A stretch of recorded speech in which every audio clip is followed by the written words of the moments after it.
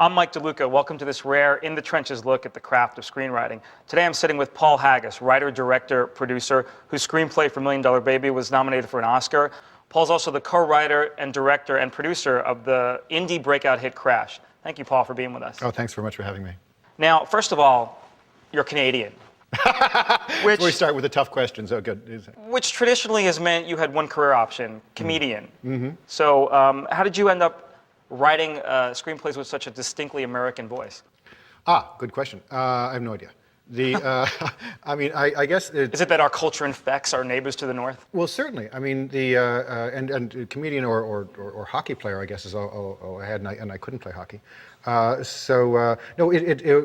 Canada really, we view Canada down here as the 51st state, and so we certainly view ourselves, well, I guess we don't view ourselves that way.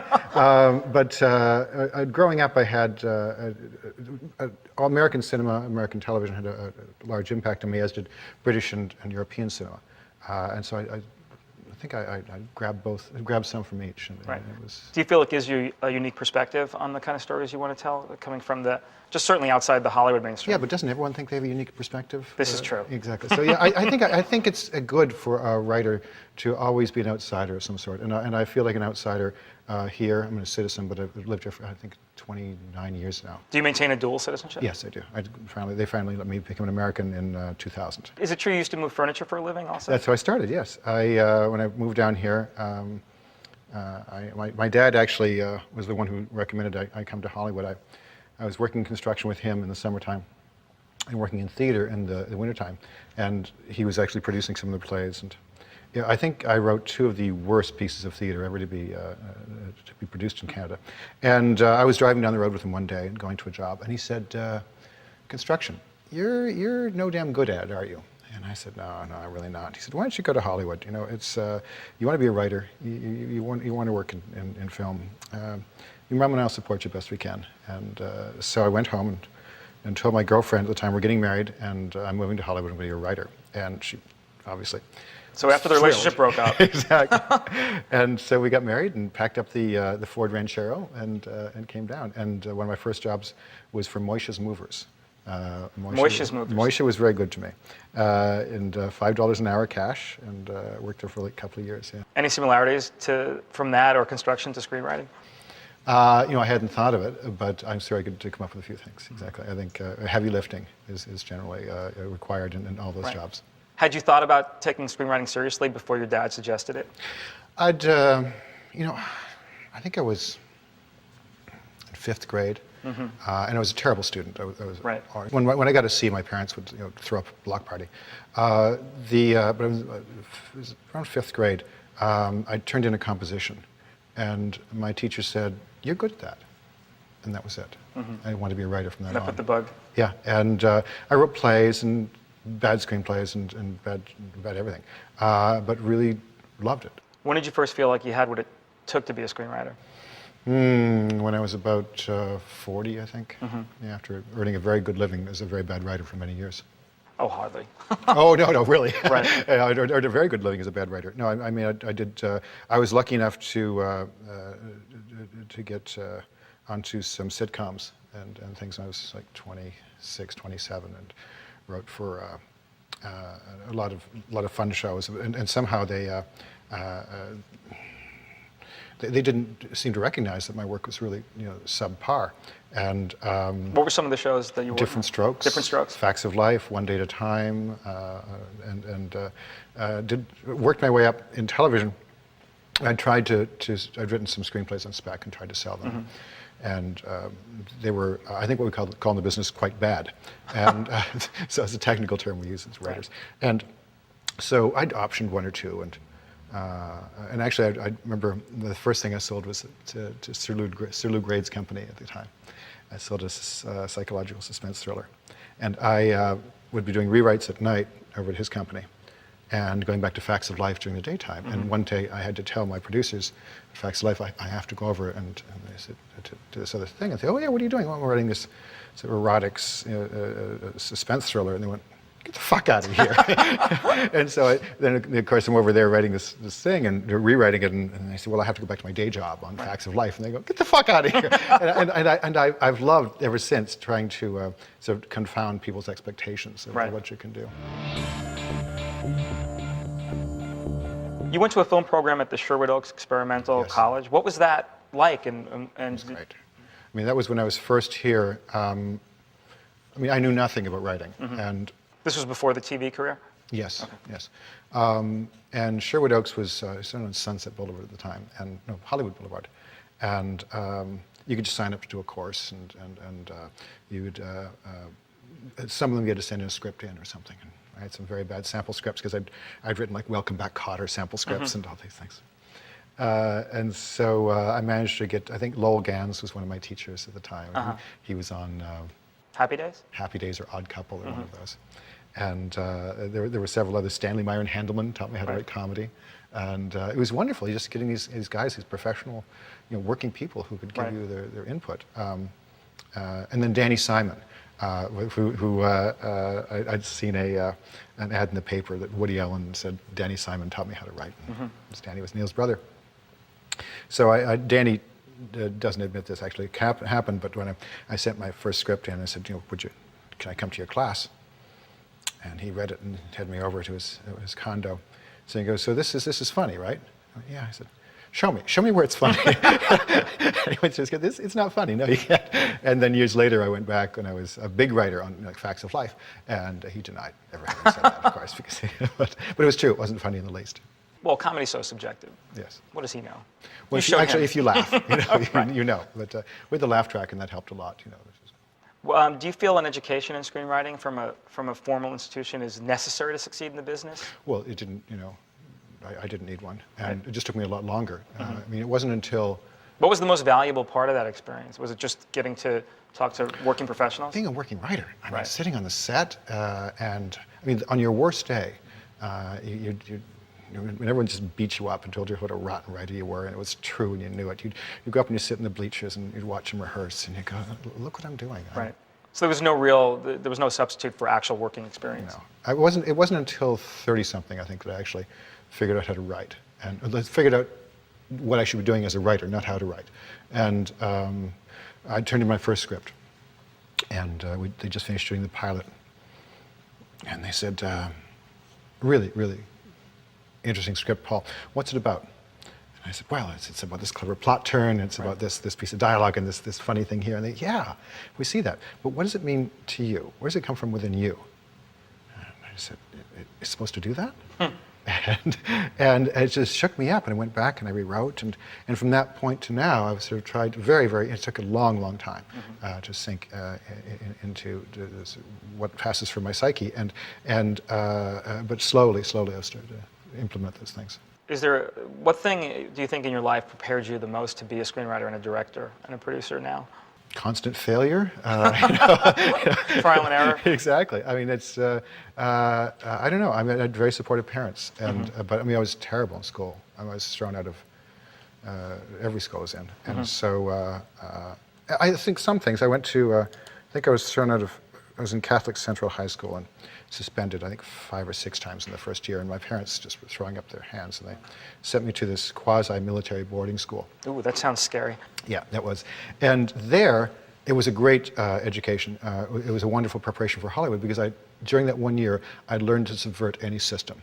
I learned how to get around any rule they had or whatever they were trying to force me to do. And it was a fabulous education, so I guess that. Right. And for $1 Million Baby or some of the bigger movies that you've worked on, certainly now with Crash being an unlikely giant hit, and go figure. Yeah. I mean, wow. I think you've single-handedly restored hope in the serious adult drama, which is kind of a genre. I think Lionsgate did that in the way they released the film. I had very little to do with it, but it was nice to see its success. When you sit down to write these things, how big a factor does commerciality play into your line of thought, or None. if at all? None.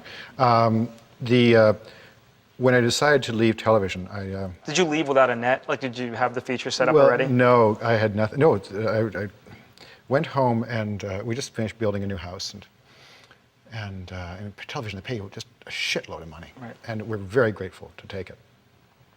And I'd finished this television show, and it wasn't making me happy what I was doing. It was sort of feeding my soul. And so I went home and talked to my wife. And she'd been bugging me to write this movie, Crash, for a while. I'd come up with the idea a year before. What's the genesis of the idea? It was many jumping off points, but one, I was carjacked in 1991. And these writers, we don't react like human beings react. You know, rather than rage or anger, I became curious about who these two kids were who stuck guns in my face. And it took a long time. Every year or so I'd think about them, and I'd ask myself questions about them, because they were never caught. Right. So I just wondered who they were, and were they best friends? Had they just met each other that night? What was their worldview? Right. I didn't know, and so I never intended to write about them. But 10 years later, I woke up in the middle of the night, and I just said, damn. And I hate getting ideas in the middle of the night, Right. because so if you know what it's like. If you They will not be ignored. well, no, it's worse than that, because if you get up and write it down, you will have lost at least 2 hours sleep, because you just can't get back to sleep.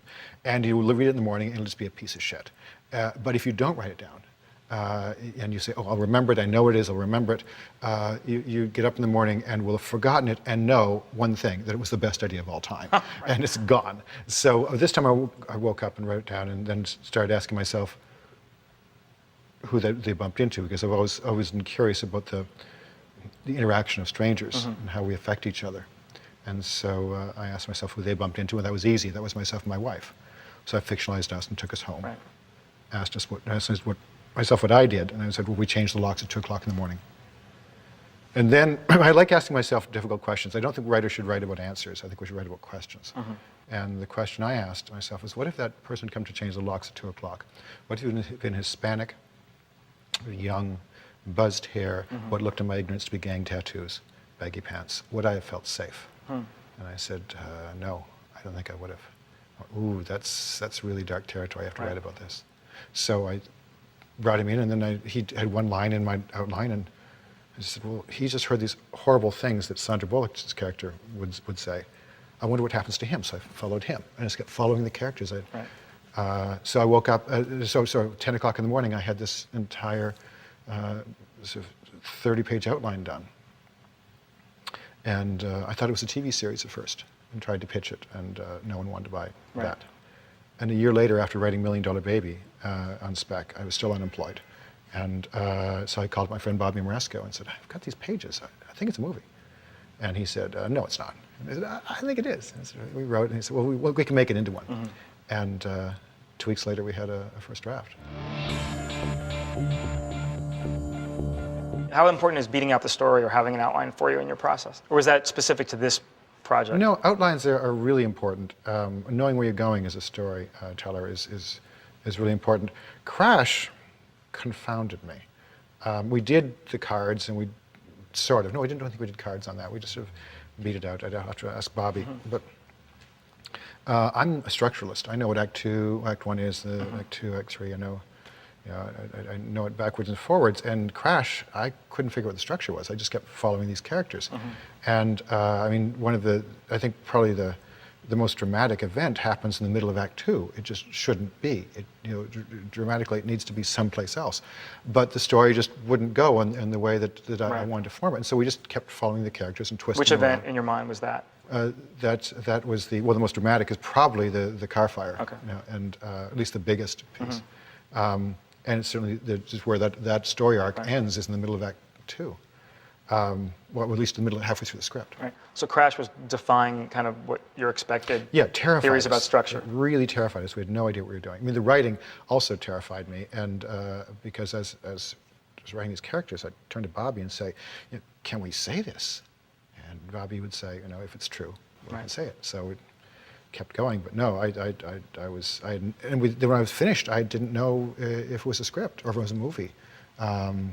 When we shot it, I didn't know it was a movie. Others told me it was, and we got a little money to do it, so it became a movie. Are you surprised now that it's kind of come full circle and will be a a TV adaptation and a continuing series? That's a cool thing.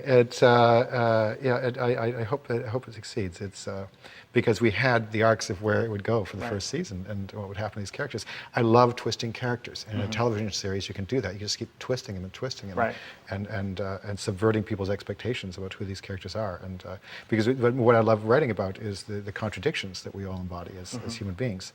I realized if right after 30-something, sometime after that, I realized if I was this screwed up, maybe other people were too. Right. If I could embody these contradictions, maybe others could, and so I started writing about them.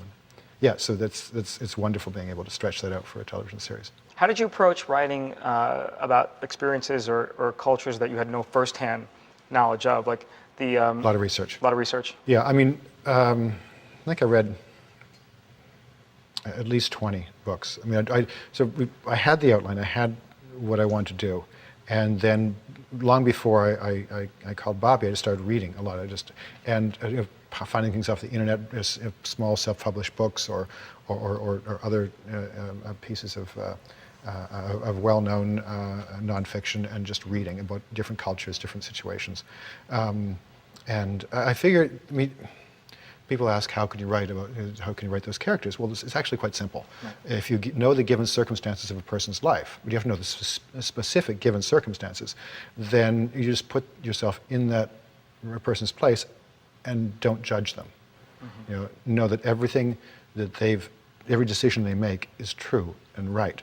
And if you do that with every character, then it's very simple and easy to write it. Did that involve writing character bios, or did you know the history of your characters before the movie starts? No, I let them tell me. I let the characters talk. And when we write, when Bobby and I wrote that, we were just letting the characters talk to us. And I asked Bobby recently, I said, someone asked us at a Q&A why we stopped writing the movie at the particular place, and I didn't know. So I asked Bobby, and he said, well, it's because the characters stopped talking. And in fact, if you see towards the end of the movie, the characters just stop talking. Yeah. So the movie's over. So they just shut up. That's when we ended it. Yeah. What made you choose to have the bookends to kind of open and then end where you kind of began with Cheadle?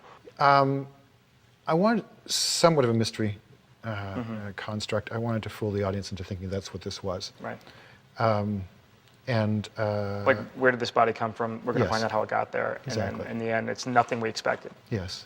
Because I knew I needed some sort of dramatic tension in this piece, and I figured maybe that'll give me some. Right.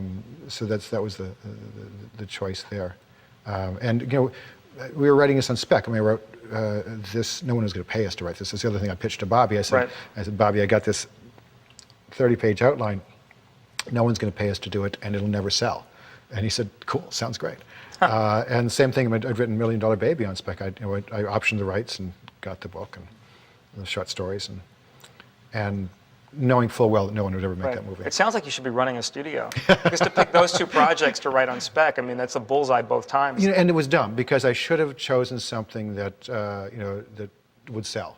Right. That you were looking to do the next Jerry Bruckheimer kind of film, or whatever, do something that the studios are looking for. But I couldn't, and I didn't want to, and I think that's probably one of the biggest mistakes that writers make when they're going. Well, I got to believe, somewhere you had faith that they would sell, because you had a belief in their quality, and that there's still an appetite for the production and the distribution of films like that. I don't think I had faith. I'd hoped that they would sell, but I don't think I had faith that they would.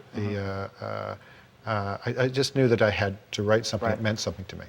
And you think some writers get in trouble by trying to second guess what will sell? I think a lot of young writers. I would have spoken at colleges or schools, and writers, after you give the long spiel about how you write from the heart and all this stuff, the writers always ask, okay, but what are the people looking for? I said, no, stop thinking that right now. Really good producers, the ones out there, don't look for that anyways. They're looking for an individual voice. They're looking for a story that moves them. Right. And if you start thinking what do they want and write that, then you're never going to reach down to that great place and discover this. And that steps on the territory of studio executives. If you take that away from studio executives, what do they have left? Well, it's agents too. I think a lot of young agents try to help their clients by saying, well, this is what this Paramount's looking for. Right. Well, that's one. Maybe they are looking for that, but I don't think if you write for it, they'll find that in you. Right. It's sort of happenstance that they find that. How important is it for you to keep situations real and authentic when you're writing about contemporary life? Does it lead you into a lot of research? You have to ground all the characters, obviously. All the characters have to be real. Even you look at John Cleese's character in Fawlty Towers. That character is completely real, Yeah. and completely realized by the actor and in the script. So it doesn't really matter what Right. kind of reality you're writing. It has to be the verisimilitude. That's a lovely word, isn't it? Verisimilitude. I love that word. Isn't yeah. it great? Exactly. But it just has to ring true. Well, when Richard Donner was doing the first Superman movie, the original Christopher Reeve film, he replaced a British director, Guy Hamilton, and really Richard Donner felt very strongly that this is an American character and it should be an American director. And the first thing he did was hang that word, verisimilitude, up in every department, meaning people have to believe this guy can fly. Like even in a fantasy film, Yes. there was a real ambition to keep it authentic. Did he put the definition up there with it, or just? No, people were on their own. They were Okay. left to their own devices Exactly. on that score. To get the cadence of people's dialogue and real life conversations, did you end up recording? Like No, I people's just conversations? Or No, you I just didn't. kinda- I wish I had. Right. Or is that something you just kind of make up as you go along because of just things you remember from life itself? Characters, at a certain point, it's no longer volitional. Right. By the time you're writing dialogue, it shouldn't be. Because I think a lot of people wonder analytical. how does a writer keep characters sounding like all different people? Yeah, I think if you really can hop back and forth into the bodies of Right. those characters, rather than just writing yourself and all the characters. I mean, we all do write Right. ourselves, but if you can really hop into those, then they won't sound alike. Because once you're writing that character's dialogue, from their point of view, it can only sound that way. So the real trick is to really, almost like an actor becomes a character, you have to become that character. Yeah, completely. As you're writing, the characters talk, and Right. you're there. And I would love sometime to put a camera on a writer while they're writing. It's got to be the best show Right. in town, because you go, Right. we're terrible hams. Right. And Well, at least if an actor comes up to you and goes, "What's my motivation?" You've been there. You can Yes. tell them the whole story. But unfortunately, writers usually tell them in a way that the actors can't understand. Right. We will tell them the result of what, how we got there Right. isn't as important as how we exactly want the word to sound, Right. and which is a big mistake. You were able to handle subject matter that traditionally has kept people away from theaters, like handling race and contemporary American culture has always been, kind of almost the third rail of movie stories. Why do you think Crash connected in a way that you just, totally leapt over that as a concern and actually made people talk about the movie and come see the movie? It didn't keep people away. I have no idea. I thank you for saying it did. I think probably because when we were writing it, when I created the characters and Bobby and I wrote the script, we were really looking at people just trying to get through the day. Right. This woman wanted to try to keep her marriage together. This man wanted to try to keep his job and his dignity, and he couldn't have both. This person was trying to be forgiven. This person, Right. whatever they were, it was just that. And when I put them all under pressure, things came out of their mouths. But, for example, with the Jean character that Sandra Bullock plays, I believe that if not for those circumstances, those words would never come out of her mouth. She if it wasn't that she just, that she thought her husband was cheating on her. Right. If it wasn't that they'd just been carjacked and that he came home and then now finds that woman in her house. Right. And then her husband, rather than taking her seriously, is patronizing her and is telling her, just, okay, everything goes to bed. If not for all those things, that hatred would never boil up and those words would never come out. So you have to... Which is a great metaphor for just how it happens to everyone in the first place. Yes.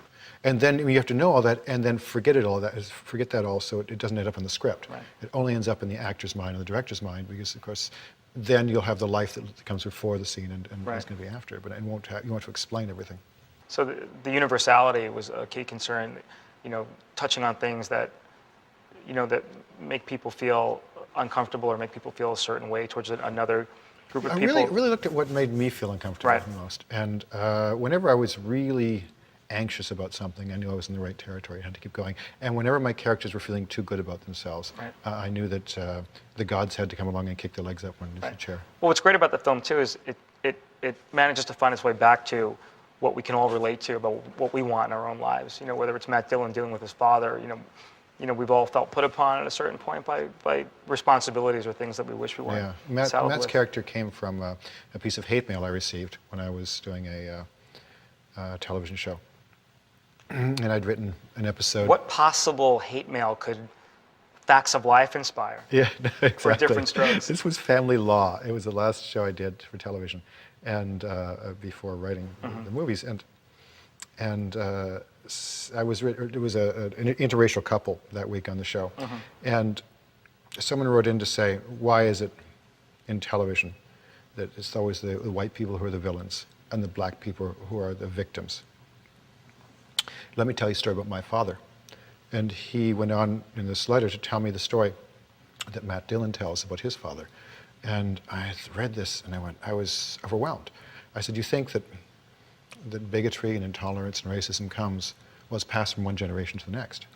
And in this case, it's not. This man, this good man, set out to live a certain way and to teach his son life lessons that reflected his own ideology. And because of circumstances, the opposite came true, and his son learned the opposite lesson that was intended. And I thought, wow, that's we're so complex as human beings, and we tend to tell our stories so simply. And telling a story simply is a terrific idea, but telling a story about simple characters never is. Right. So that letter was the genesis of Matt Dillon's scene with the clerk and the. Exactly. And once I had that, and I knew how to go back and forth. How do you approach writing for women? Because you had. Certainly, $1 Million Baby was one of the best written female roles in a long while, and now in Crash, very strong female characters. Oh, thank you. Again, it's just the given circumstances of a person's life. One of them is being born a woman, and just really knowing what that is, as much as a man can understand that. Right. Do you talk to your wife about? Yeah, absolutely. A lot of that? Yeah. In fact, in Crash, Jean's character, I knew the Sandra Bullock character. I knew there was, before she was ever on, I knew there was a scene missing that I wanted to put in. And I asked Deborah about it. She read the script, and she was saying that she has this anger, and I have these friends who wake up with this anger. And I went, and so I riffed back and forth with her, and oh yes, I understand that you wake up with that kind of anger every day and don't know why, and that has to be really unsettling to not know why you're angry all the time, and be looking for a reason and thinking you can grab onto a reason, and that reason's taken away from you, and you're still angry. Right. And so. I'd like to discuss, if we could, a scene that you've cited as a particularly strong example of your work in that film, and I would certainly agree. It's the scene where Matt Dillon and Ryan Felipe pull over Tandy Newton and Terrence Howard, and I think everyone, you talk about the scene where later in the film where he rescues her in the car, but the scene that kind of kicks off their storyline, their story arc, has made a huge impact with the critics who always cite that scene when they reviewed the film. Was that a hard scene to come up with in terms of how pivotal it was and how many things happen in that scene? No, it was easy to come up with. It was hard to write, only because you feel so guilty as a writer writing those things, and then doubly hard to direct because at least it's on the page when and you've got actors and you think, oh, it's fine, we've got this scene we're shooting, and then you start to see it come to life, and you're overwhelmed with guilt for making these characters go through this, and these actors go through it. It was, and the actors were wonderful, and it was, but that was a particularly hard scene. I mean, you're meeting 3 characters for the first time, I think, in that scene. You're 4, I guess, exactly. And you're starting, 2 or 3 storylines in that scene. It just felt like, did it help you as the director to be the writer on that scene? So you kind of knew where you wanted text and subtext to go ahead of time. Do you think it would have been harder to be the writer of that scene and hand it off to a director? It's always hard. It's always hard. It's always hard to hand it off in any scene, because you can. It's amazing. In television, as you're the writer and the executive producer, when you write a script, you think everything is self-evident. Right. You think there's no way anyone can misunderstand a scene, because it's clear what. And I like writing scenes in which everything is in subtext. You don't. What people are talking about is frying an egg, but in fact, it's really the fact that I'm leaving you is the scene about. And so then you get and the director shoots it, and it's about frying an egg, and you go, and they're both very happy about the egg frying or whatever it is, and you're like. Yeah, so it's always hard, I think. You have to. You managed to, speaking of text and subtext, you actually kind of, in your film, delineate the TV experience and the feature experience, because you've got a scene with Terrence Howard where it's clearly not a director's medium, television, just based on what he goes through. No. In the scene with Tony Danza, and then obviously with film, it is more of a director's medium. Yeah, no, I humiliated so many directors in my life that I had to sort of put that on screen and show. Yeah, and I thought Tony Danza did an incredible job. Wasn't he great? actor, producer of a TV series. I called up Tony and said, I've got a scene. I'd really like you to do a movie, in a movie. He said, okay. I said, do you want to read it? He said, no. Whatever you want to do, I'll do it. Right. Well, I'm sure he was waiting for that phone call for a while. I love working with Tony. Right.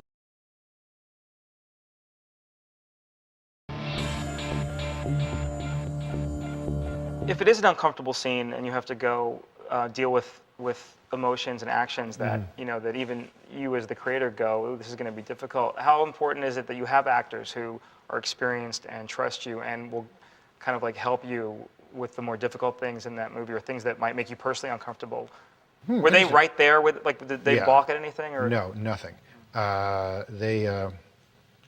Especially that scene. I turned it over to them and said, here's what has to happen. Here's the blocking, as I see it, and this is, and it was very detailed what I was asking him to do, and Now, did you audition any of them, or was it pretty much you knew who you wanted? Some I did, some I didn't. And was that the scene you used? No, because that scene, I offered it to Tandy Newton, that role to Tandy Newton. I offered it to Matt and Ryan as well. Right. And so they. I know Terrence is being heralded as appropriately as Isn't he great? An overnight sensation. He's amazing in this. I'd seen him in Greg Hoblett's film, the Prisoner of War picture, Heart's War. And he was magnificent in it. And I called up Greg and asked him about it, and he said, no, he's wonderful. So, no, I'm really glad that worked out, and we got to use him in the film. So, was that a case where you had experienced actors who validated your vision for that scene and knew what you were trying to say? And well, hopefully, trust is the most important thing in any relationship, and certainly that's true of the director and the actor. It's sort of made a rule early on never to lie to an actor. Right. Because often as directors we are asked to lie because the producer says we can only shoot for 10 more minutes, right. and because of this reason or that, and you want to keep the actor on your side. You don't want to have to tell them that we only shoot for 10 more minutes because it's a budgetary thing, and so you say no, it's this reason why, right. And it comes back and bites you in the ass each time. It's better to come up and say, listen, I'm really sorry that we just took 7 hours shooting the other side on her coverage, and now we got to turn and do yours in 10, but that's what we got. Right. And then the actor can deal with that and go, okay. So trust is incredibly important. The great thing about hiring really skilled actors is they will take it to a level that you never imagined. Right. And if they trust themselves, they'll discover things in those moments that they didn't know were going to happen, and you didn't know, and you just hope the camera's in focus. Right. Or if it isn't, it's fine too. You use it anyways. Right. Wonderful. When you approach the writing of a scene like that, or any scene, do you come at it from what's the plot of this scene, or what's the themes I'm dealing with, or physically what do I need to happen? Usually or is it all not at the once? themes. I mean, I never thought I was going to write about race relations. Right. I never wanted to make a statement about race. Right. We were just following these characters around, and they started talking about this. Usually the characters are where I start, and then just continue asking myself, what's the worst thing that can happen to this character? And that's what was certainly in Crash. We just kept saying, well, that's horrible. Now what can be worse than that? Right. I love finding the worst things happening at the best moments of a person's life, and contradictory, the best things happening at the worst, or whatever. It was that probably didn't contradict. It was really exactly the same. But so trying to have a scene that embodies those disparate elements and of joy and agony. Right. It's when you find that, and you can keep pushing and pulling your characters back and forth like that. That's the fun writing. Well, it's such a powerful introduction to the Cameron character. Like, where did that character come from? It's a couple of places, but the largest places. I was on a lot working, and I was walking towards the stage, and I saw 2 white producers talking to a black director who was in their employ. And as I got closer, I realized one of the white producers was telling a joke, and it was a racist joke. He was telling it to the black director, as if to say, you see, we're all the same, we can say these things now. Right. And before I get close enough to say, no, you can't, you asshole, the punchline came. And the black director half laughed, slapped the guy in the shoulder, turned and walked back to the stage. And I said to myself, what piece of his soul did that man just eat? Right. In order to keep his job, in order to get the job next week. Wow. And it was a very powerful moment for me. And that's on screen, basically, the way you just described it. Yeah. I knew that. I mean, I think Tony's character is probably embodies the most pure evil Right. of the entire film. Yeah. Yeah, well, he's got this wonderful kind of passive expression when he's, Yeah. basically giving that very objectionable Yeah, instruction. that's the closest thing. I mean, Yeah. it's the film is a fable, but that's the closest thing to what actually happens in Hollywood is Right. of any of the scenes in Crash. When you saw it, did it play out the way you imagined it? Yeah, exactly. Tony, it was perfect. Exactly where I thought he'd play it. It was just with such an ease, because that's how we kill each other with ease. Yeah. We have clean consciences. We think we're trying to help a person. Yeah. It's never the people who are trying to hurt you that you have to worry about. And even in professionally, it's the Yeah. people who are trying to help you. You have to be careful of. They're the people who will screw up a movie, certainly, Right. and screw up a script, because everyone's trying to help. Right. And they'll, if you listen to them all, if you let them help you, you will destroy yourself. And that's the same way in life, I think. Right. Did you consider the dangers of having multiple storylines when you were crafting the screenplay? Oh, yeah. Is that something that concerns you, or? Oh, I thought we were crazy. Right. I mean, I don't know how many storylines we actually had in the end. I had to count them up finally in order to do rehearsals. And actually, Kathy Schulman counted them. I think we have 9 or 10. I had no idea. It was insane what we were Right. doing. I thought maybe it'd be 3 or 4 storylines, but since I kept following the characters, and each character had his own story, and I just, Right. it was just an egg scramble. Of Did the you lose script. any in the was the first Yes. draft? Did you have more than the We ones that are on lost screen? some we lost some in the shooting. We lost Okay. one in the shooting. 2 of the actors got sick one day, and it was the day I was shooting a 4-person scene. So I ended up shooting a scene with Brendan Fraser and Don Cheadle with 2 stand-ins, and it was for 2 days. Well, so the actors just Wow. were just deadly ill, and thank God we got insurance days, but we could never get back to that set with those actors. Right. So I actually sat down and created the Flanagan character in there that Bill Fichtner plays in order to bridge the information that I lost in that scene. And in that the introduction of that, Jennifer Esposito is introduced to the Brendan Fraser character. He says, "Who the hell is this?" And Cheadle says, "This is my partner." And Esposito says, to Dee, I think you know my mother, Marita Franco. And he goes, "Oh, absolutely, just say hello to your mother. She's a wonderful woman." And she walks off. And then he takes Don aside, and the scene continues. Well, at the end of the movie, there's a scene in which Brendan's character is saying goodnight to his housekeeper and thanking her for staying to watch Jean. And he shows her out, and she goes out, and she gets into a car, and Jennifer Esposito is driving. Oh. And he's been calling her Maria the entire time. He doesn't even know his housekeeper's name is Marita. Wow. And the housekeeper says, Jennifer Esposito. I have to watch the film again Exactly. with that in mind. Jennifer Esposito's character says, you shouldn't stay so late, Mom. And he said, you should quit this job. And they said, they need me. And she says, Mom, they don't even know your name. They drive off. And I really wanted it in the film, but we couldn't get back to shoot it. So we have those end scenes only, not the middle scenes. Do you ever encounter a roadblock when you're trying to craft a story? Ever? Well, How many times a day? did it happen on Crash? Did you hit a point where yeah. you're like, I don't know what to do? Yeah, I mean, in the first draft, we got through it somehow, and then we did a reading at Bobby's theater company, the Actors Gym, and we went back and we just asked. It was with the characters of the 2 carjackers. They were just going along, and it was a nice little story, and they were spouting this and that, and we got to the end, and what happens happens. I said, there's just not enough tension here. There's not enough conflict. They have to they have to run into a barrier.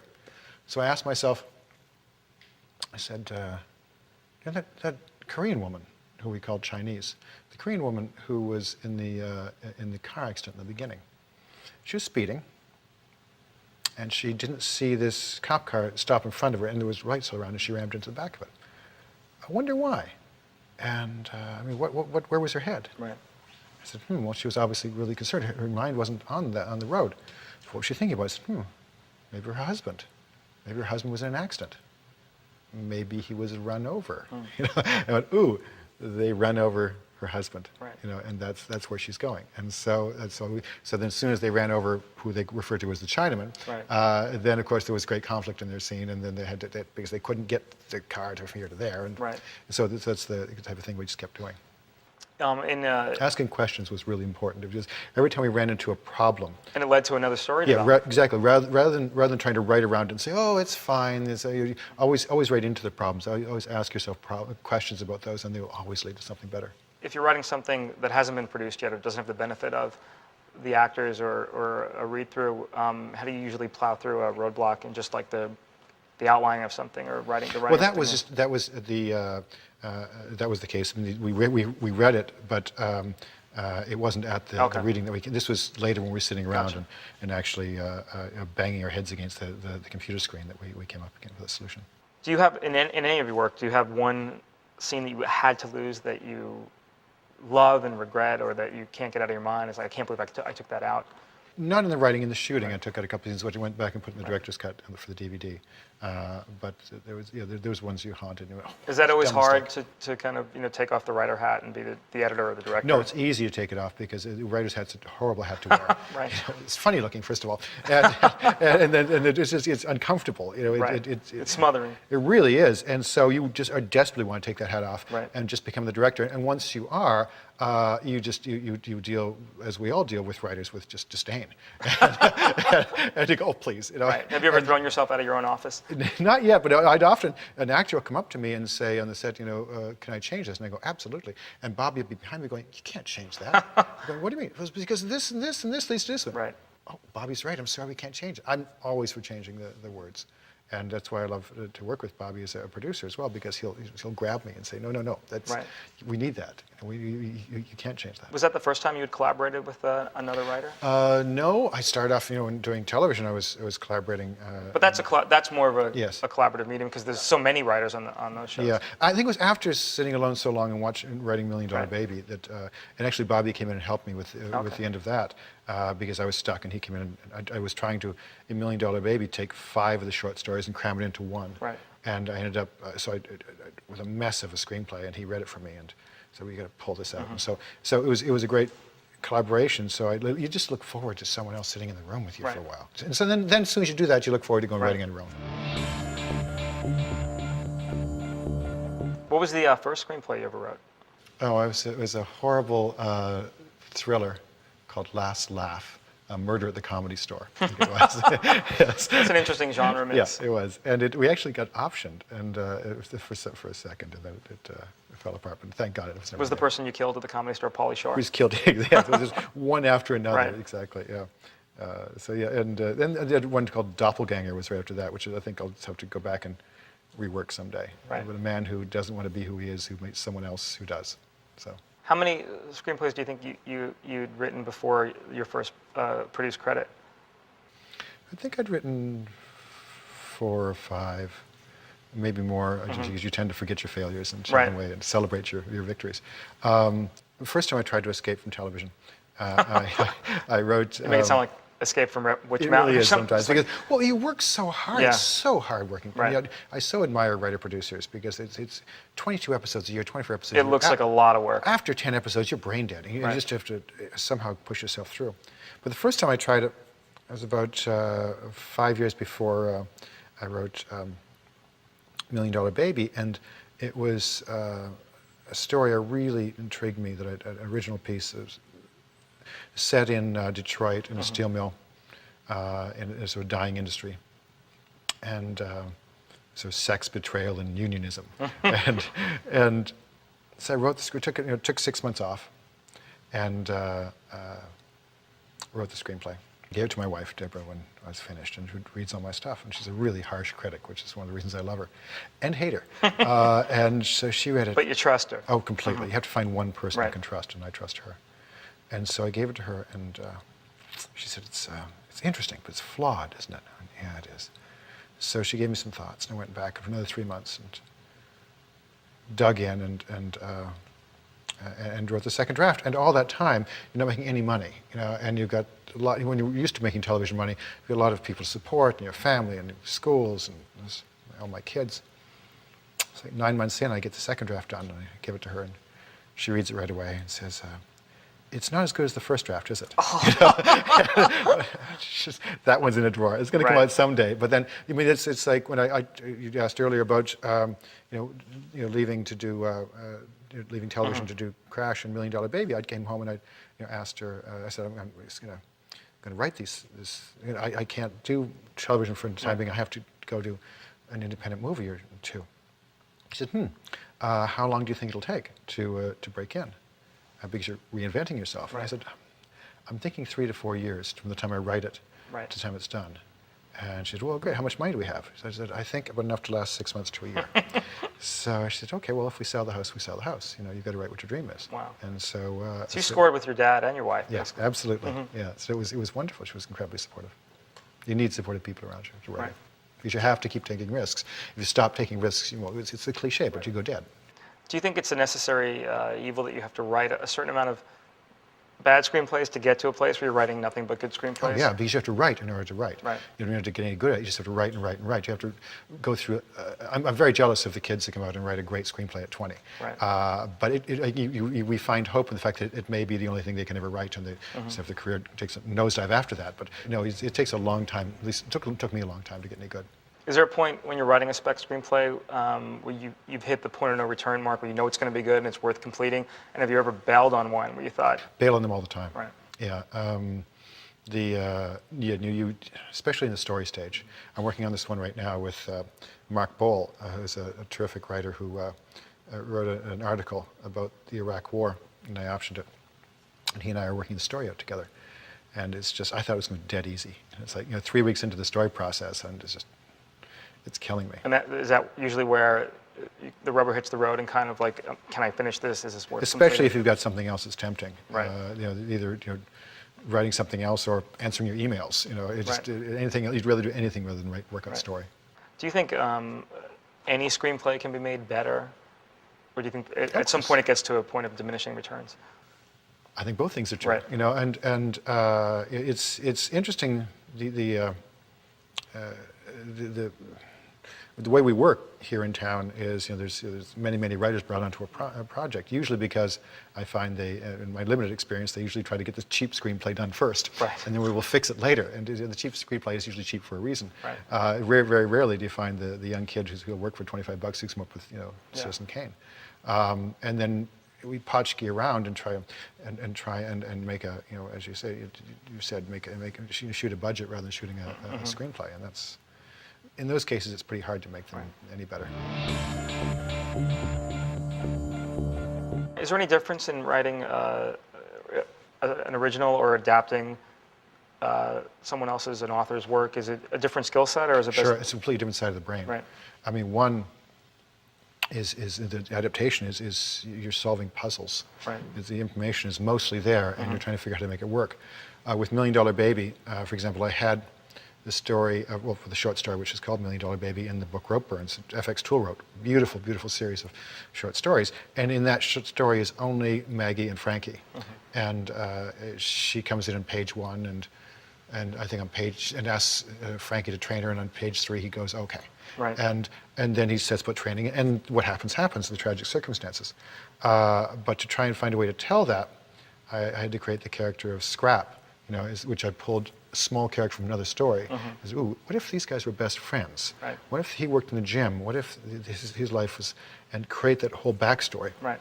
Then and then I pulled elements from that story, a story called Frozen Water. Then once I had that, I had to say, okay, what does it mean to me? What in me is in Frankie? And so I made him the Catholic with this. He was already Catholic in there because he was Irish, but made him daily communicant. This man who had so much guilt for something, and I pulled from my life and my relationship with my daughter, and I created this estranged daughter for him, and something he couldn't forgive himself for, which I thought was terrific. Because terrific for the character, because you want them to be, the odds to be stacked against this character, but I didn't want to explain what that was. Right. And so I never explained in the screenplay what went on between he and his daughter. And So this was a big adaptation because there was no real traditional narrative. You had to pull all these disparate elements Oh, it's together. wonderful short stories. Yeah. But I think you don't know what an adaptation Right. is. That's the tough thing is, and that's why it's so silly trying to judge one against the other based on the results. Right. You see a movie like Motorcycle Diaries was just pulled from 2 books Yeah. and a series of diaries, and the way they pulled it together was brilliant. Right. Or other things you adapt and you just Right. basically just write the plot that's already in there and take a couple of weeks. With Million Dollar Baby, did you ever get out on the set and go, okay, Clint Eastwood, Hilary Swank, Morgan Freeman? Did you ever pinch yourself and go, Every day. This is Well, because awesome. I wrote it with them in mind. Right. And it's very rare. Crash, I wrote with no one in mind. Right. But from the beginning, I saw Morgan, and in fact, I didn't think Morgan would do it because I was writing it for him. And Right. often we write for actors, even though he didn't know I was writing for him. You'll capture the voice too well. And but I saw Hillary as the boxer, and I figured the only 2 people who could play Frankie was either Clint Eastwood or Paul Newman. Mm-hmm. And so when we got the 3 of them, Right. when does that happen? It took 4 years to get to them. From the time we spec'd it, from I spec'd it to the time he said yes. But yeah, it was pretty amazing. How did the studio line up for that particular project? It was an odd lineup. I'd written it on spec, and then Al Ruddy and I had put the money up for the rights together. And then I was supposed to give him the script, which I wrote, and he was going to then do the financing. And originally it was going to be an independent film, and he said he had the money to do a $6 or $7 million film. As it turned out, when the script was in, other things had occurred, and he no longer could do that. So he then said we had to go out and try to find actors and get a studio set up. And I was going, no studio's going to make this. You crazy? And so he went out, and then you go through the whole battle of who's right for this. Right. And I was very clear that I wanted Hillary, and he had other ideas, all good ideas, but just different. And for some of the roles, and so you talk it out and argue it out. He tried one way, and then I finally said, listen, okay, now it's my turn. Now, after 3 years, Right. Paying the option every year, $25,000 a year, it's for a guy who's unemployed, it's not easy. Right. And so I took it to Lakeshore, to Gary Lucchese and to Tom Rosenberg, and said, I want to do this. And they said, who do you see in the role? I said, Hilary Swank. And Tom had just had dinner with Hillary the week before and said, oh, she'd be brilliant. I said, yeah. And so he said to me, do you think you can make it for like $6 million? I said, yes. And Al had already gotten it to Morgan Freeman, and he was very interested. So we actually, he said, great, we'll do it. And just find us a Frankie. So we're out looking for them. And Clint, Al had sent the script to, actually the book of short stories to Clint way back when, before I wrote it. But Clint, I loved the short stories, didn't say it was going to be a movie. And then from that on was doing Mystic River, and it was too busy. So in any case, circumstances rolled around, I started shooting Crash, and Al called back and said, can I give the script to Clint now? I said, of course, he'd be fabulous. So Al gave it to him, they're close friends. And he said to Al, I'm not going to act anymore, I've retired, but I'll read the script because you're my friend. And thank God he read it. And he and his wife read it, and he called and asked Al, he said, I really like it. Do you think I could direct? So they came to me, Tom and Gary came and said, well, what do you think? Clint Eastwood direct this? No, with me, it would have been a small movie. It would have been a $6 million film and about girl boxing. And I don't think anyone in the world would have seen it. Because fight fans weren't going to go see a movie about girl boxing, and drama fans weren't going to go to a movie about boxing. And so I thought about that. And it's always hard to give up something that you've been on for so long. But I thought, Clint Eastwood will do a great job with this. And so over Christmas I decided, and it was a great decision. He did a wonderful movie. Describe your first meeting with him. Well, our first conversation, he called me when I was in post. It was, I think, February. I was in post on Crash, and he called, and I was on my cell phone. It's actually worth noting that I know a lot of people think, oh, your accolades from $1 Million Baby got Crash made. I bet a lot of people don't realize that you were in production on Crash before Clint Eastwood committed to $1 Million Baby. No, and he got his out much faster because he's just much more efficient than I am. But he called, and he said, I really liked your script. and I'm on the cell phone. I can hardly hear him. Right. I don't even think it's Clint Eastwood. So I said, thanks. And he said, so what are you doing now? And I was writing something else. I said, nothing. He said, no, I've got this book I'd like you to consider doing, but I can't tell you about it now. I'm going to talk to my partner first. I said, great, well, whenever you think. So I call my Uber agents and say, who's Clint Eastwood's partner? No one knows. So they run around for a week trying to find out who Clint Eastwood's new partner is. And no one can figure it out. So he calls me back a week later. We've never met still. And he says, I gave the script of $1 Million Baby to Stephen, and he liked it a lot. Thinks you're a good writer, and so we'd like to send you this book to consider adapting. I said, I'm thrilled. Stephen who? He said, well, Spielberg, my partner. I went, oh, great. Now I've got two icons to deal with. Right. And so we met, and he and I, Clint and I, and talked about. I read the book, and it was tough. It's a really tough book to do. Which book was it? It was called Flags of Our Fathers, and by James Bradley, and About the men who raised the flag at Iwo Jima? exactly. And it was a big, big story. I had no idea how to do it. So Clint and I met for 3 hours, and it was pretty cool. Then he said, well, let's go meet with Stephen. So we go over to Stephen's office, and I figure I'm not going to get this job, but I'm going to tape record this meeting. So I asked them if I can record it. It's just the three of us around the table. And they say, sure. So for the first half hour, you have Stephen talking about the first time he met Fellini, and you have Clint talking the first time he met Orson Welles, and I'm just sitting going, oh.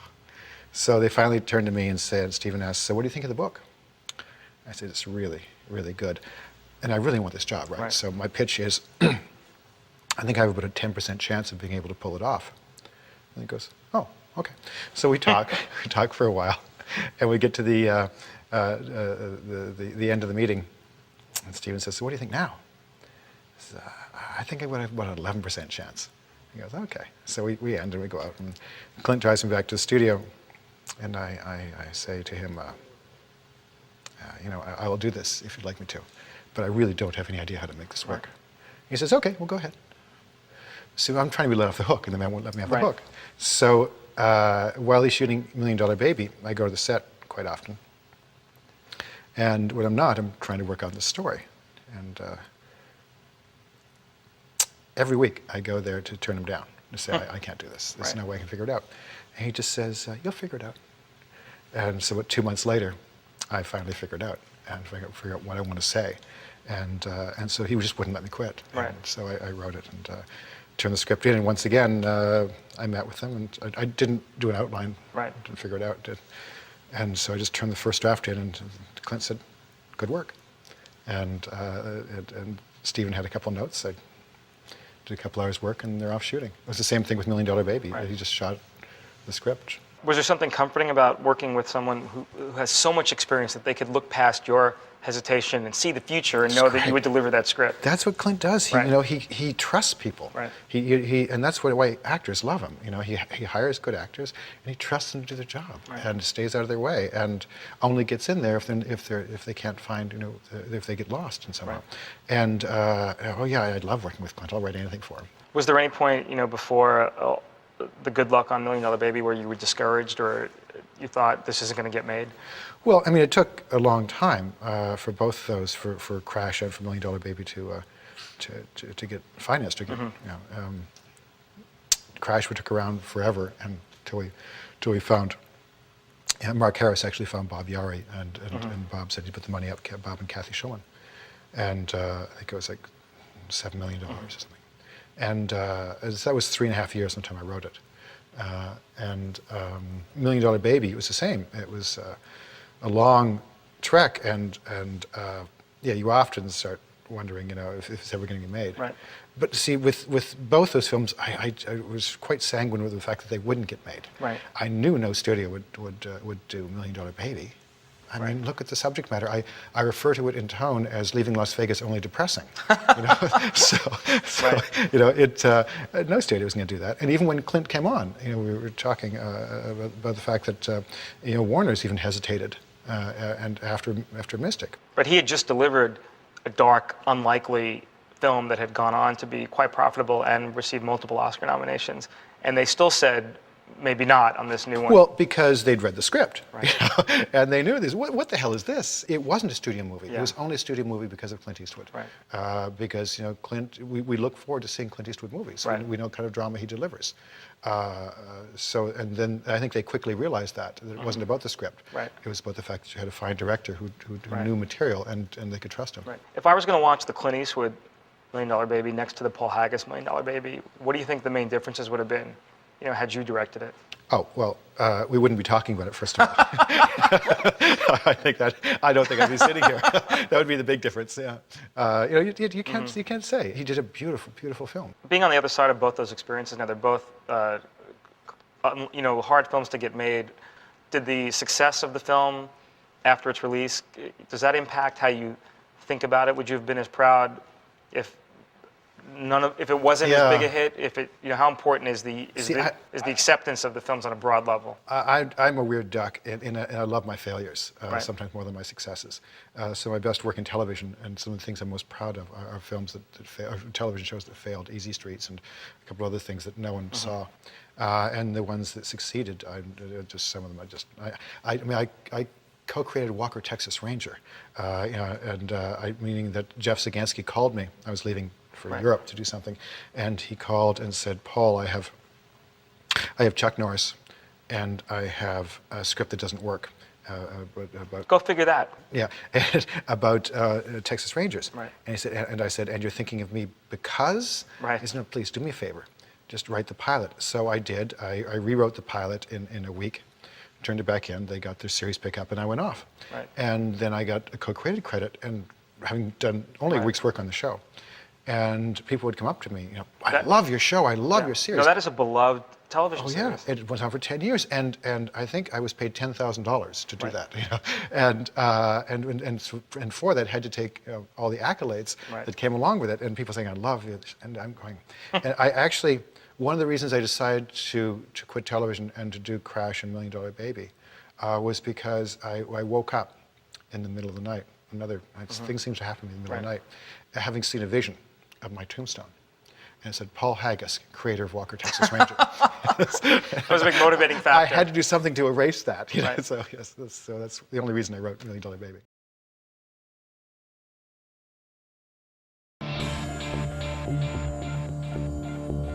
What do you feel is the best thing you've ever written, produced or not produced? Is there Wow. one thing where you're like, that is the best I'll ever be, or the best I've been so far? I don't know. It's hopefully I've written something that's better than other things.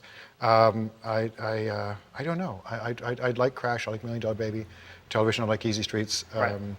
I fall in love with whatever I'm writing, or whatever I've just written sometimes, because the writing process is a Right. horrible, self-loathing process.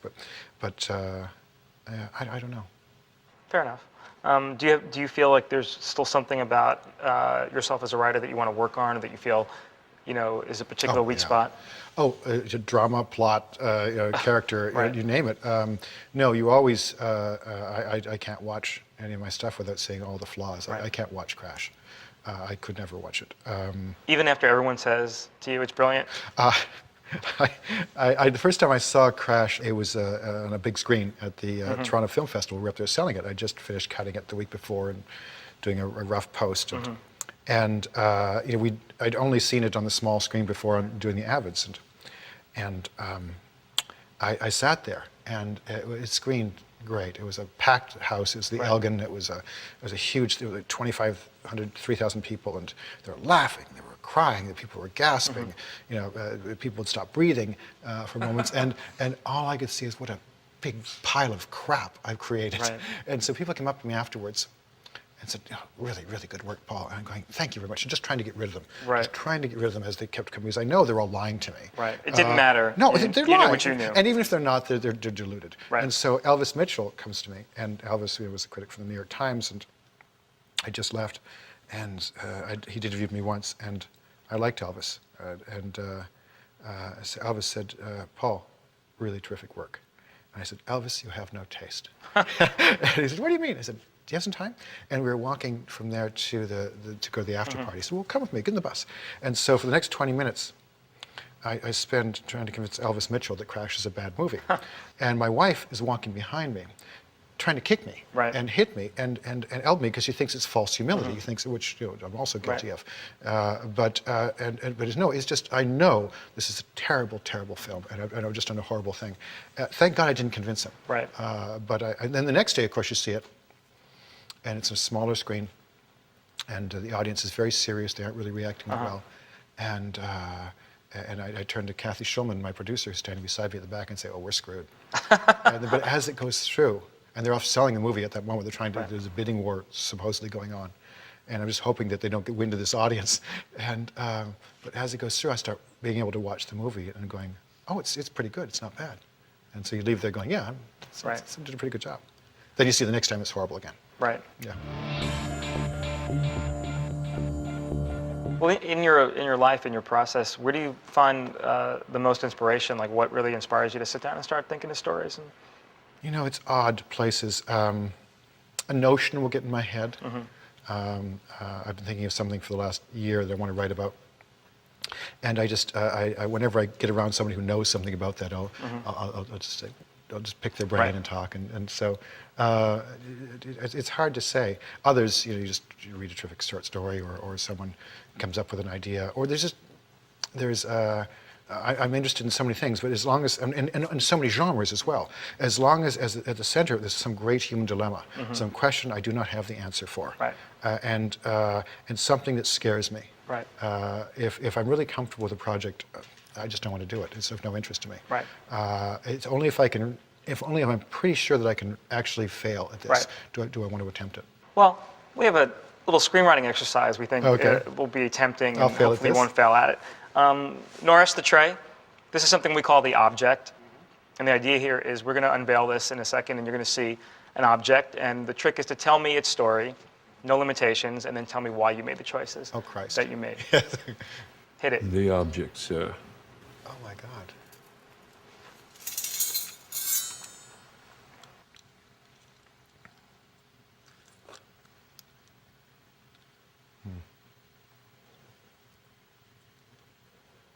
Can I just steal an O. Henry story? Absolutely.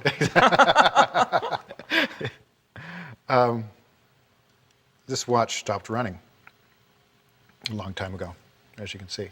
I think people have been trying to wind it and to fix it, except it just won't. It'll always stay at exactly this time.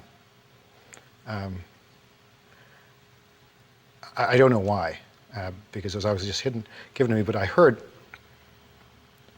that it belonged to somebody in Latvia who, when the wall was coming down, he was they'd saved things over the years, from one generation to the next, because under the communist regime, it was very you couldn't do much with this. You couldn't, so you just sort of stuck them away, and it was a gift from, I think, his grandfather, and he needed some money, and so he decided to sell this.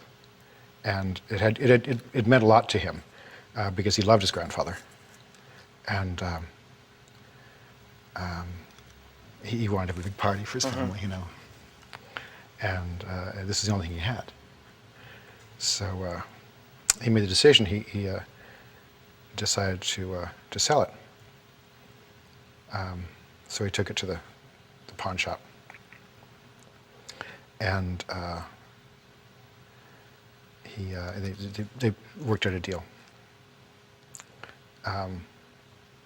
When he took the cash, went home, and they had the party, and they were celebrated, and he died that night. And the watch, the smith came in the morning, the clocksmith, and tried to fix the watch because it had stopped working overnight, and couldn't seem to repair it. Everything seemed to be working. There's no reason why it wouldn't work. But no one could fix it, and it stopped when this man died, and I think he died of a broken heart because he knew that his grandfather would have been very hurt Right. if he sold this. So. Wow. Now, that was a very emotional kind of definition for that object. Did that click for you right away? And why did you make that choice? Oh, I had no fucking idea. No, I think stories are always. You went kind of romantic with the watch. I think all stories are emotionally based, have to be emotionally based. Right. From comedies to action adventures. If you don't have the emotional center of a piece, then you lose everything else. And Is that usually what occurs to you first? Kind of the emotional content yes, and grows absolutely. out from there? Yeah, the circumstances don't. In this case, this is a cliche. The Right. fact that it stopped when the man died, but I knew that there had to be some emotional reason why this was handed to me, and therefore that was it. So you go for the emotion rather than the logic of what it is. Early in your career, did you ever have a broken heart? Did you ever go through periods where you were totally dispirited and thought, well, this isn't working out for me? And if so, how did you get through those? We all have broken hearts, Yeah. In life and in work, and it's. I mean, mine related more to my marriage dissolving and the guilt that I felt from that, and then how to take care of my kids. But being a writer, you get to draw from that stuff, Right. And like I did with $1 Million Baby, and also get to draw the hope that things, if you just persist, if you keep going, will change. Right. And in that case, my daughter and I, who were estranged at the time, came back together and were very close now. And you have to have that same faith in your career that you get through those dark periods, and that things will work out. I mean, it's. Have you ever read The Alchemist? You know No. that book, The Alchemist? No, I It haven't. kind of has a nice theme about it where if you follow your dream, the universe will reward you, basically. Oh, yeah? If you just keep on track, I think it's so good true. things will happen to you. I think it's so true. Well, things will happen, whether they're good or bad. But at least you'll be happy in the fact that you're pursuing your dream. Is that what got you through the dispiriting periods, just knowing that you were pursuing your dream? Yeah, because failure, and success. I mean, it doesn't really matter as long as you keep doing what you love to do, Right. and that will carry you through. And Right. if you die having not succeeded at what you want to do, but having followed your dream, I think you're a success. Right. Well, that's certainly true for artists that we all know and admire who only achieve success posthumously. Yes. Like they were right, the timing, sometimes the world has to catch up to you. Thankfully not in your case, but Yeah, well, but still, I'm 52 years old. I mean, it took a long time for me to figure out how to do this and do it. but it's true, you can never really give up. You gotta stay the course if it's what you really believe in. Yeah. I don't have a choice. We got to a Right. point where I couldn't make any other choices to do this. Has your screenwriting changed over the years? Have you grown into a style that's now your style, or do you think? I hope not. Right. I think I love the. I mean, all writers love characters, Right. and we all love the conflict that we find in them. I think that I would be able to write dramas and comedies and suspense thrillers and action adventures and still try and find those questions about the human heart that to which I have no answer. Do you enjoy popcorn movies? Yeah, very much so. I just saw Mr. and Mrs. Smith. I just absolutely loved it. Right. No, I absolutely, I'd love to write one. Well, even though $1 Million Baby and Crash weren't obvious studio movies, since they were so successful, do the studios now type you as the serious guy? Yeah, I love that. Right. Yeah, that's really cool. I think the New York Times and the LA Times both did an article on me, which is like, I had no idea why they were wasting so many column inches on me that particular week. Do you think there was like a war that wasn't on or something to cover? Right. But they both called me like the Prince of Darkness, and I went, oh, cool, I've got a handle. That's great, because you need a person to go to for dark, difficult material. Because usually writers have to fight to do the dark, Right. difficult stuff, and people, oh, we've got this piece, let's give it to him. Love it. Well, now I have a vision of them sending you their version of dark and serious, which Yes. is probably quite different than your Yeah. version of dark and serious. Yeah, no, I get sent a lot of stuff Right. now, and both to direct and to write. I haven't found anything I've wanted to direct of someone else's work. I'm looking. It's Right. always, boy, I hate writing. Right. And so I'd much rather directing is as hard as it is so much easier than writing. Right. So yeah, you look for someone else to do the heavy lifting. Right. How important is discipline to your work habits? Do you have a rigorous routine where you set goals and there's a timeline? Do you set aside a certain amount of time during the day to Guilt work? drives me. Guilt? Guilt drives me. Right. Yeah. So I know I have to write every day, or not every day, 5 days a week, or as much as I can. During a story period, it's much harder because it's much more fluid, right. and I try to get enough hours in the day between everything else, is project circling and right. things you're producing or directing or planning or casting. So trying to carve out a couple of hours a day is tough sometimes. When I start to write, I give myself a goal of 5 pages a day, and I don't stop until I get that done, whether it's taking me 2 hours or 12. Sometimes if I get rolling, then I can write more. I can write 10 pages. But that's your minimum. Yes, my minimum is 5 And you pages. find that kind of routine helps you get through. Yeah, makes you push, because otherwise you'd give up on, you'd come to the tough part at 2 pages in and you go, right. I'm going to give up. Well, if I have to get those 5 pages done, you have to push through. And if you don't, the prospect of the guilt. Oh yeah, because every scene you come to, right. know that the last scene was easy to write, but this scene is impossible. Right. And you get through that, and you see the next one, you go, well, that one was easy to write, but this one's impossible. Right. Every single scene is usually like that. Right. The new one is the impossible one. Always impossible. And then the characters start talking to you. Now, do you employ rituals when you write, listening to music or writing in certain locations, or? No, I go different places. I've written here at the office, which I really like. Sometimes I was writing at home alone a lot, and I've got a nice setup where I have 2 screens, so I can drag something, an outline, and put it over here, and put my script over here, and I can watch them both at the same time. And then that drives me nuts. I have too many phone calls, so I used to go write in coffee shops, and then they closed down my favorite coffee shop, and then I found this place, and I loved writing here. And then I go through. If you're working out a story or you're collaborating with, in this case I'm collaborating with a reporter, obviously it has to be someplace where it's conducive for that. But yeah, I like to be able to focus. I'm thinking of moving to Paris and writing there because with the time change, people can't get to me for 6 or 7 hours, and I can actually get some work done. Yeah. Coming from being a writer, wanting to direct, did you encounter skepticism from the studio system? Oh, here's another writer who wants to direct. Well, I was doing television, and thank God I moved my way up to executive producer, and so I just told them that I was going to direct this an episode, and they went, "Can you do that?" I went, "Oh yeah." It would then be the network? Yes, and they went, "Are you sure?" I went, "Oh yeah, just not a problem." So an executive producer in television is like the boss, the person Yes. who's running the show, as opposed to features. Sometimes there's 10 executive producers. Exactly. They don't even show up on set. He's the showrunner, he or she. I think the first thing I directed was a sitcom pilot. I did a very bad job of it. And then I tried to do a movie and got most of the way through it. And then the producers ran out of money. And so there's a half-finished Paul Haggis. it's on the movie video somewhere? shelves, Okay. actually. Unfortunately, it's called Red Hot. But I never got to cut it. I never got to do anything with it. And it was just, they before I got back in the country, they'd taken the movie most of the movie that was shot, and they cut it into a 90-minute piece by themselves and took it out. And it was a 3-hour epic. Now, how do you survive something like that? That was tough. Did that make you feel like I'm never going to get to direct again, or was that a well, dark period? it was very hard for me because it had taken 3 years to do that and to write it. And I wrote it with Michael Moore, a friend of mine, and it was a big historical piece we'd researched. And it was about jazz under Stalin and rock and roll under Khrushchev.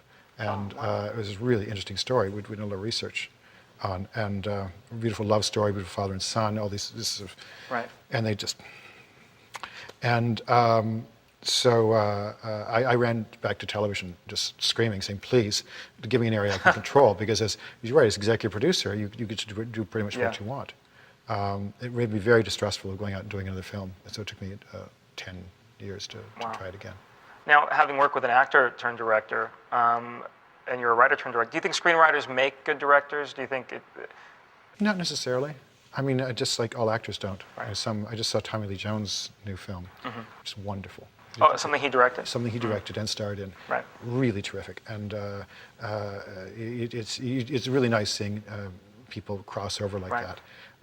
I think if they think visually and if they like actors, they aren't terrified of them and are willing to study a bit about the techniques of directing and how to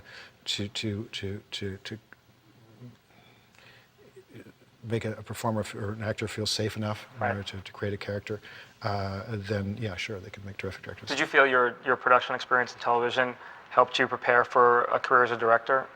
Oh, sure. I mean, as the executive producer and a showrunner, you stand behind a lot of directors, and Right. if they do a good job, it's very easy. If they don't, you have to fix it somehow, and because the show needs to go out that Right. week. So it certainly helped as far as story, and also as far as being just making sure the first draft Right. is shootable. Oh, so that's interesting. Your process now as a producer and then a director has informed your screenwriting, and your Very much so. screenwriting's changed as a result. Yeah, very much so, because I would never turn in a script, or at least I would try never to turn in a script, that I didn't think a director could shoot just as it was. Right. I wouldn't leave problems to be solved later on by other executives or other people, because it's just silly. Your job is to solve all the problems, whether you saw them or they saw them ahead of time. Right. So when the first draft should be pretty darn close. Because in television, if your first draft isn't close, you're screwed. Because you're prepping next week's show, you're rewriting the show the week after, you're breaking the story for the week after that, you're in post in last week's show, you're doing the music for the week after, Right. and you're dubbing. It's like you're doing all those things at once. If you fall behind in one script and they say, no, you have to throw this out, you're screwed. Right. So that machine mentality kind of gives you good skills to deal with virtually any situation. And also, to make sure that when you have deadlines, you Right. never miss a deadline. Did you have a fear before you got to know Clint Eastwood or the Yeah. or the actors in on I know Dirty Harry on $1 Million Baby? Were you afraid with such a name director, with such an institution as a director? Were you afraid you wouldn't be involved in the process, or No, did you think it was going to? Well, first of all, I know turning over to Clint, it was going to be his movie. Right. And so I'd done mine. Right. And the script was the script, and my job was then to give it to him. And if he had questions, which he had a few, and he asked me what the relationship with his daughter was, and I told him what I believed it to be, and a few things like that. He asked me, and then he went off to do it. So no, he's a very gentle person, and so I knew I would be in good hands with him. Right. I didn't have any fear of that. Working with the actors, but you always have the fears. I mean, you're working with, I'm meeting these people that I've respected my entire life, that people whose work I so admire, Right. The actors, the directors, and so that's always, Right. it's tough. Just to envision yourself having a conversation with them is difficult Right. sometimes. Well, especially now with Morgan Freeman being the voice of God Yeah. in almost every movie. Just as a narrator, you're like, oh my God. It's But you have to Morgan get over Freeman. that very quickly, Yeah. because you can't be walking around calling them Mr. Eastwood and Mr. Spielberg, Right. because it makes them uncomfortable. Right. And after a while, very quickly, I just act like the same asshole I always am, and just Trust in your own. my own irreverent self. Right. Exactly. Is there a fear you still have about your career as a screenwriter or a filmmaker that dogs you? Oh yeah, a couple. One that picking the wrong projects to do, picking something for the wrong reason, because people will come at you with all sorts of stuff, and there's all Right. sorts of reasons, seductive reasons to do something, to work with a particular actor or a director or a producer or on a piece of material. That's being seduced. Right. And having to resist that is hard. Doing for the money is another one. Trying just to stay focused and knowing that you want to say something, whether that's in a small romantic comedy or in a political thriller. Is the most important thing, I think. Just trying to make sure that I continue to tell stories that are worth telling. Right. That are worth it to me.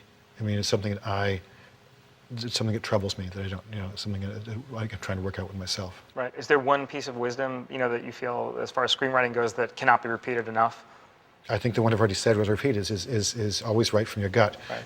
No matter what the thing is, no matter what the project is, always believe that question you're asking yourself is worth answering or worth trying to answer, and then just continue to explore that. Right. Do you feel like if you're telling a story that you want to see, that other people will want to see it as well? You or have don't to even feel that. Right. You have to know that you just have the confidence that if this is something that troubles you or something that interests you, that it'll interest others. Right. How would you describe the movie-making process for a writer without the control of a director? Do you have to get prepared for things to get changed and mutated, and do you really have to have a thick skin about rolling with it? I mean, I haven't had to do it, luckily. Right. In television, yes. Right. But not in features. And it's hard. It's always hard to Right. see something torn apart. Luckily, I've just been fired usually, Right. and then the project didn't go. I've never had to see somebody else recreate it. Right. You can't get a thick skin, because if you get a thick skin, you won't be able to feel what you need to feel in order to write. Right. So you have to feel every inch of that failure, and being able to experience that and then move on, and with the confidence that in yourself somehow. I think one thing I always did is, from the very beginning, I knew that if something didn't sell, it was my fault. It wasn't anyone else's. Right. And so I never blamed my agent, never blamed my manager, things like this. I didn't beat myself up for it. Right. I didn't say, my God, you'll never be able to write. So you can't write right now. Right. So maybe next week you'll be able to write, and maybe you'll get better. And so I tried to learn lessons from those things. And I think it's too easy, especially in this town, to say, oh, it's the stupid producers, it's the stupid network, or the stupid studio. And I've never really met any stupid people in this town. Right. You know, there's a lot of bright people who just have different visions than you have. I know you mentioned the other project you were developing with Clint Eastwood. Aside from that, what's next for you? Don't know. I'm writing one. This is one I'm writing with Mark Bowl, Death and Dishonor. That is the name of the article. I don't know what we're going to call the movie. A piece about it's based on a true story. I think we'll fictionalize it, about 4 men returning from Iraq, and it's a murder that happens at Fort Benning, and a father who finds out his son has gone AWOL and goes in search of his son, only to find out he's dead. And so it's talking about the nature of war and what we do to our men and women by sending them into it. And so I'm trying not to. It's not a political film, right? But it says, if you're prepared to, if you left or right, to believe in war, don't believe in war, this is what happens when you send men and women off in that direction, and you better be prepared for that. So I'm finding that intriguing. And then we're doing a comedy for New Line, hopefully, in the spring. It's called Honeymoon with Harry, based on an unpublished novel by Bart Baker, that I really just love. It's this dark, horrible, mean-spirited comedy about 2 men in just intense pain. Well, that sounds like a nice right turn for you right now. Exactly, who just take it out on each other, and it's so we're casting it right now, and I'm hoping we can get that going in the spring. Well, good luck with everything. Thank you thanks, so much for doing this. This was wonderful. Oh, that's great spending time with you. Thanks so much. Thank you. Thank you for being here as well. Please remember to check out our other great interviews in the series. And remember, it all starts with you. The next written by credit could be yours. I'm Mike DeLuca.